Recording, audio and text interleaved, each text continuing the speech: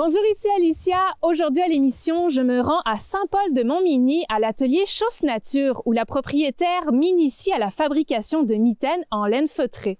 Je vous le dis, ça vaut vraiment le détour.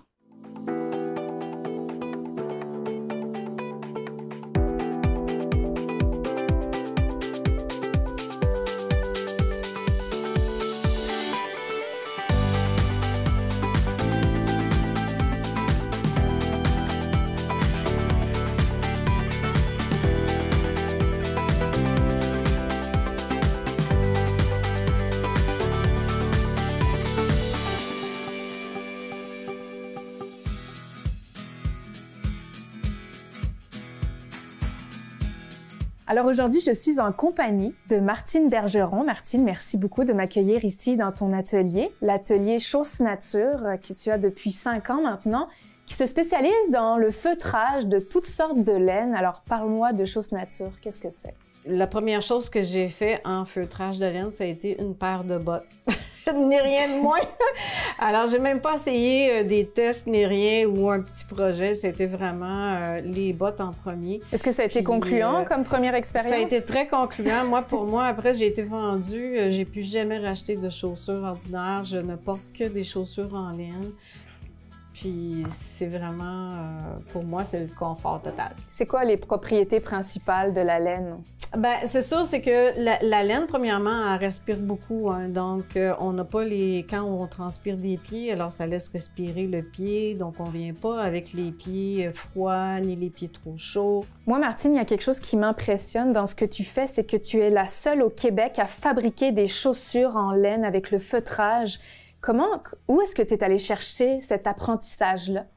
De mon bagage d'enfance, dans le fond, et d'artiste et de créatrice, parce que j'ai toujours été dans le domaine de la couture, dans le domaine de la création du vêtement. Tu es très autodidacte, en fait. Ouais.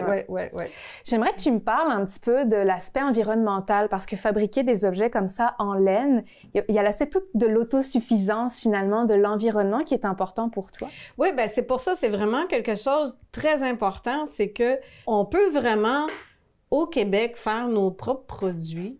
Donc, on va vraiment chercher une autosuffisance là-dedans qui est vraiment fantastique. Puis c'est pour ça que là, maintenant aussi, c'est que Chausse Nature fait pas seulement que des chaussures. Maintenant, on va aussi faire plein d'autres accessoires en feutre de laine parce que c'est incroyable tout ce qu'on peut faire avec la laine ou avec de la fibre.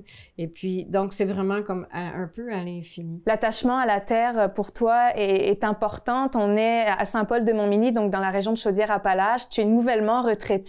Et tu as des animaux aussi, tu utilises leur laine.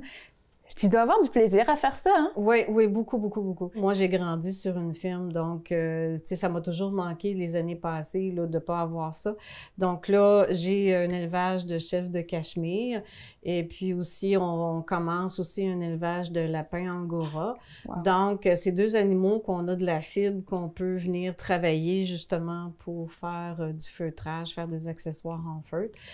Alors, c'est vraiment, oui, un retour à la source. Tu vas d'ailleurs aujourd'hui me montrer comment fabriquer une paire de mitaines. Oui. On a quelques-unes des étapes de production en avant, alors j'ai hâte de découvrir ça avec toi. Oui! Ouais. C'est quoi la laine qu'on va utiliser aujourd'hui? C'est de la laine corridaise, c'est de la laine de mouton. Une paire de mitaines, habituellement, ça prend combien de temps à faire? Environ 2 à 3 heures. OK, là, quand même. Ouais. OK, ben écoute, j'ai hâte de commencer les étapes avec toi. Merci.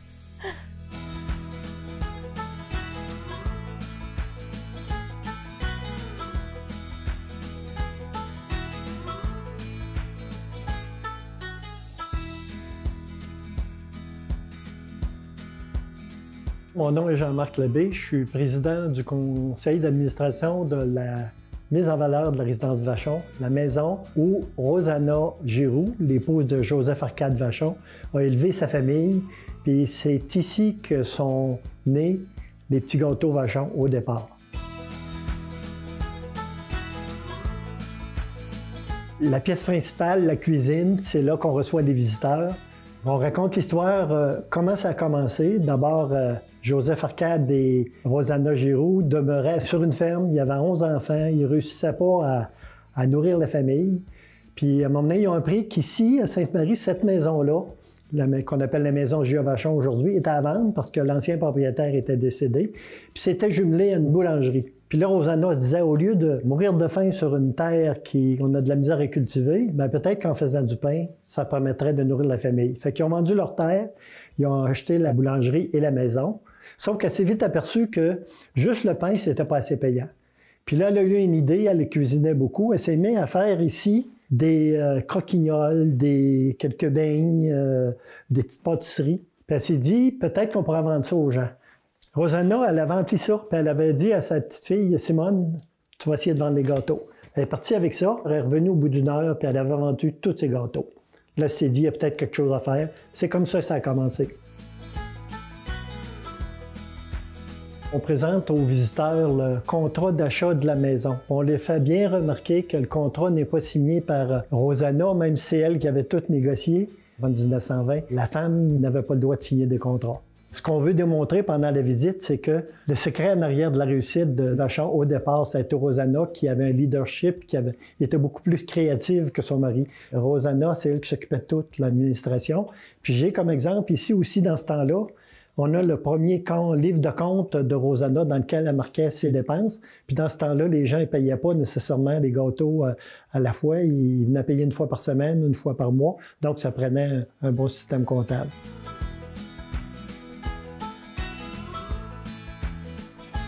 Ici, on vient de changer de pièce. On parle plus de quelle façon l'entreprise a pris de l'expansion. On voit ici les principaux fils qui se sont impliqués dans l'évolution de l'entreprise. Petite anecdote. Pendant que Louis était avec ses frères dans l'entreprise, il avait inventé un fameux gâteau Joe Louis que tout le monde connaît. Puis d'où vient le nom Joe Louis? À ce moment-là, on sait qu'il y avait un boxeur américain qui s'appelait Joe Louis, champion boxeur. Il y en a qui pensent que ça vient de là. Mais en tout cas, à ce moment-là, les gens avaient dit, bien, il y a deux frères, Joe et Louis. C'est pour ça que c'était marqué sur les gâteaux Joe et Louis. Les premiers Joe Louis qui ont été faits, là, étaient faits avec des couverts de poudre à pâte. Si vous remarquez, c'est exactement la même grosseur qu'un Joe Louis. C'est à partir de ça. Vachon fabriquait aussi des gâteaux de noces. Puis un gâteau de noces qui a été fabriqué en 1946. Ça, c'est le gâteau original. Il n'a jamais été mangé parce que lors des noces comme telles, il y a des membres de la famille qui avaient fabriqué des gâteaux puis ils avaient dit « il est trop beau, touchons-y pas ». Fait qu'ils sont partis en voyage de noces et ont laissé le gâteau là. Ça a été présenté comme un record Guinness. Ça a fait l'objet d'articles dans les journaux en 1996.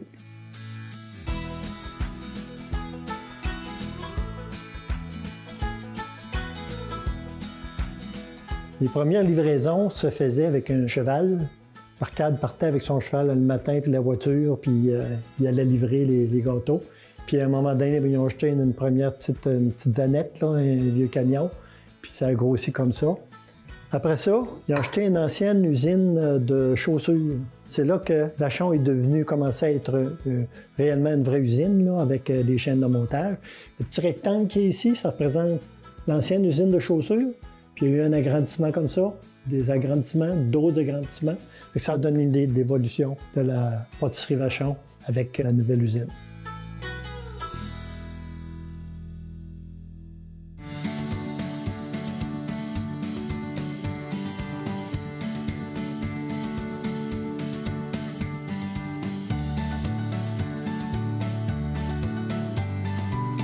Je m'appelle Marie-Ève Couture, je suis enseignante en 6e année anglais intensif. J'ai débuté un projet cette année avec les tours de légumes et avec les élèves, on a décidé d'offrir des potages à un organisme communautaire, Le Filon, et de faire découvrir les bonnes habitudes alimentaires aux jeunes de l'école et les familles de notre village.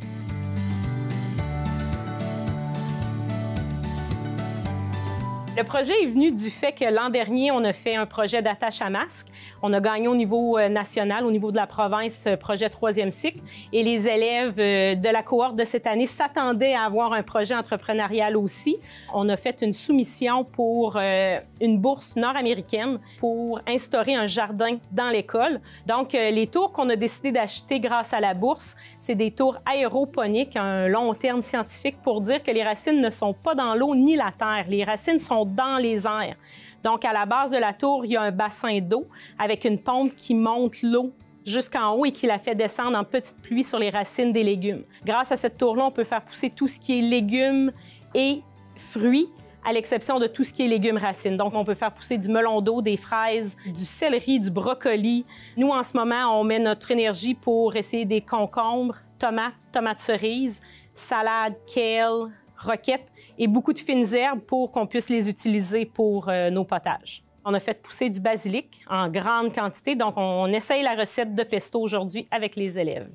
Je vous en ai pas parlé, mais j'ai envie qu'on essaye de faire du pesto. On pourrait peut-être le vendre soit en cubes, en pot, ou même préparer des pâtes qu'on pourrait aller porter au frigo à Lévis, ou peut-être même des pizzas avec du pesto dessus. On va faire une dégustation aussi, hein, parce qu'on va jamais porter des produits qui sont pas bons. Fait que j'ai amené un pain, on va pouvoir faire un petit test de qualité. Tout le monde est prêt? Tout le monde sait ce qu'il y a à faire? Donc, on se met à la tâche. Des bonnes soupes pour les frigos à Lévis. Let's go!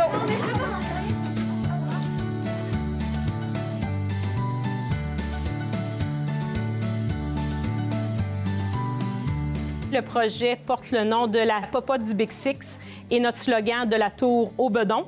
Toutes les recettes sont en anglais. Les enfants, habituellement, communiquent en anglais lors de la période et qu'ils puissent aussi se rendre compte qu'ils sont bons.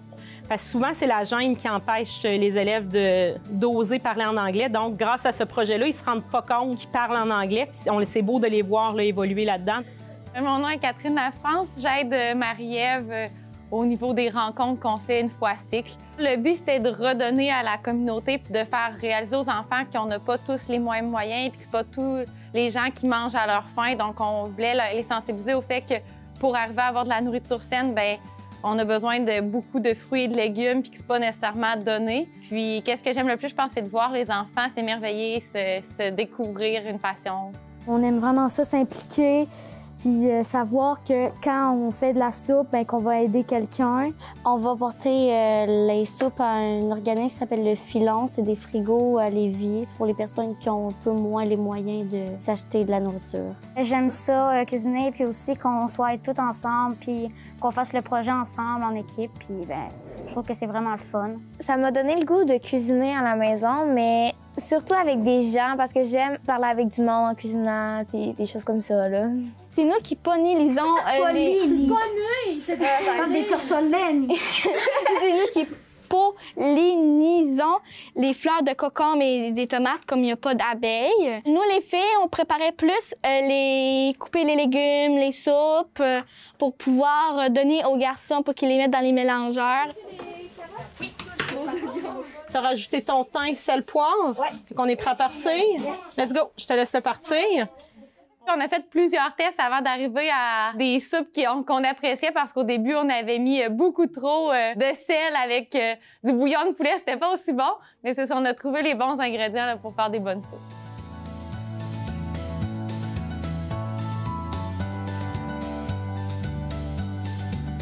Ça a du goût? Oui. C'est pas pire? Moi, si on mettait ça, imaginez si on met ça dans un sandwich avec du jambon, ça serait-tu pas pire? Ça goûte beaucoup le pesto, par exemple. Ben, c'est du pesto. C'est le pesto. Ça goûte beaucoup, mais c'est bon. Fait que, est-ce qu'on s'entend qu'on commercialise un peu notre pesto? Oui! On va avec ça? Parfait. Je pense qu'on a un beau projet qui emballe beaucoup les jeunes, donc on va poursuivre. Et on a déjà des idées pour l'an prochain. Donc, ça va être une surprise à suivre. C'est vraiment intéressant de voir ce que ça apporte à des jeunes, un projet comme ça.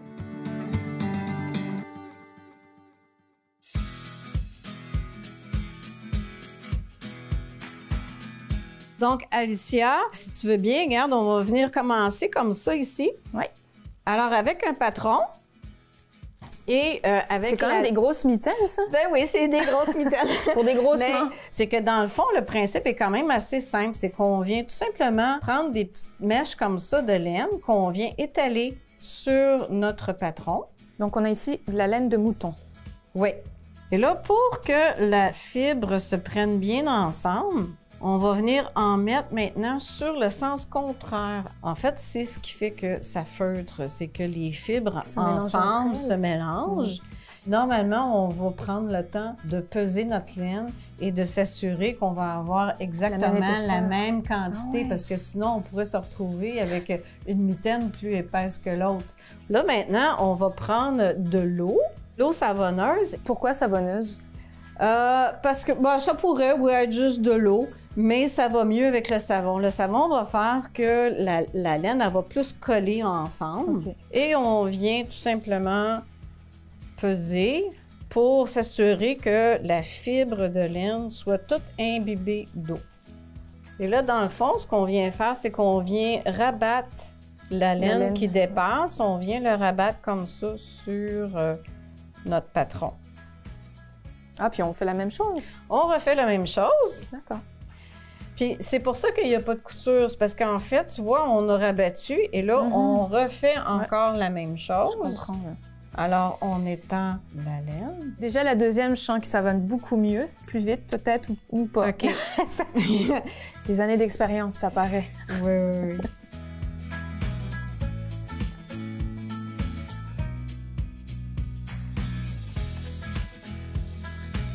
Est-ce que des fois, tu te mets de la musique, puis tu passes tes journées ici? Oui, tout à fait. Puis c'est ça, c'est que moi, je trouve qu'il y a des fois... parce que c'est quand même physique. Mais je prends le temps des fois de prendre des positions de yoga ou de tai chi, parce que j'ai déjà fait du tai chi. Alors, je vais prendre le temps de placer mon corps. Puis je vais aussi changer de position.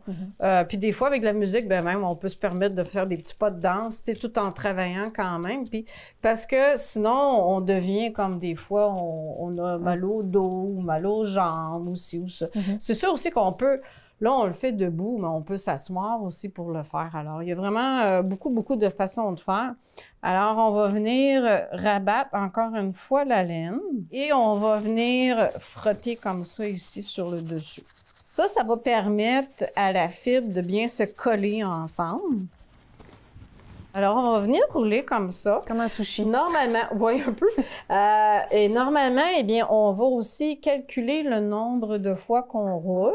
4 fois, 100 fois. Et puis après, quand on a fait les 4 fois, on tourne de côté et on recommence. C'est pour ça que tu me disais que c'était physique, hein? Oui, c'est ça. Mais ça va bien. C'est tout petit, puis c'est pas, ça va très bien.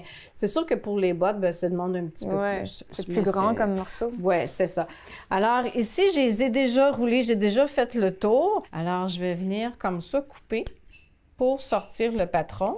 Et là, eh bien, on va prendre un peu de savon et on va venir savonner. Alors, le savon, ben, ça peut être n'importe quelle sorte de savon. On ne fera pas de la publicité.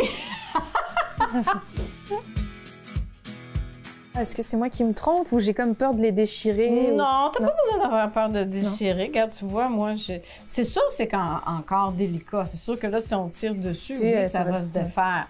En la frottant, tu sais, ça comprime la fibre et ça va la faire rétrécir. C'est quelle laine qui est la plus chaude, si on avait à comparer? Là? Si on avait à comparer, je vous dirais que l'alpaga... On peut faire des mélanges aussi. On peut mélanger... De l'alpaga avec du mouton. De l'alpaga avec du mouton ou du lapin ou tout ça, là. On peut vraiment s'amuser avec ça, là. Et on peut quand même aussi toujours venir rouler toujours un petit peu. OK, donc tu peux vraiment la modeler. Oui, c'est vraiment un modelage. Puis après, c'est quoi? Tu les fais sécher? Tu les rinces? Oui, on va les rincer puis les faire sécher, tout simplement. Et puis demain, ben, tu es prêt pour aller jouer dans la neige. Donc vraiment, la mitaine, pas besoin de couture. C'est vraiment la fibre comme ça qui englobe la main qui va sécher naturellement. Oui. On pourrait toujours la laisser avec un petit design, la couper en coin comme ça. Ou comme on peut aussi la couper très droite. Alors, on a notre belle paire de mitaines. Mais là, après, tu fais juste la laisser sécher, puis on la rince à l'eau tiède et ensuite à l'eau froide. Ça sèche assez rapidement. Ouais, c'est beau. Merci de m'avoir montré ça. Je suis impressionnée de voir à quel point ça se tient bien. Puis c'est pas si compliqué que ça, finalement. Non, vraiment pas. Ouais. Non. Merci, Martine. Bien vu. Merci.